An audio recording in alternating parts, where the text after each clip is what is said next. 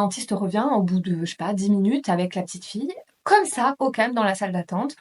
Elle annonce son diagnostic devant moi, tout va bien. Elle vient me voir, elle commence à me demander, dans la salle d'attente, alors j'étais seule en l'occurrence, mais pourquoi je consulte, etc. Secret professionnel zéro. Elle regarde mon fils et elle dit bon on y va. Alors moi vraiment j'ai décidé de faire la bête, vraiment, parce que c'était pas possible pour moi de laisser mon fils. Ça c'était hors de question, mais en même temps je voulais qu'il aille chez le dentiste voir ce qu'il avait avant qu'on parte en vacances. Donc c'était important pour moi. Donc j'ai fait genre oui, on y va. Et je l'ai pris, vu qu'il était dans mes bras, et on a avancé. Et là, elle me dit, ah ouais, bon, pour cette fois, ça ira, parce qu'il a moins de 3 ans. Mais quand il aura 3 ans, bah, il faudra le laisser y aller seul. Alors moi, je fais genre, la meuf étonnée, ah bon, mais pourquoi?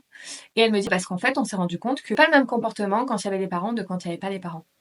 Mais, ok, mais on a quand même un enfant de, à partir de 3 ans qui se retrouve seul avec un adulte dans une pièce fermée, sans personne, ça ne choque personne ici.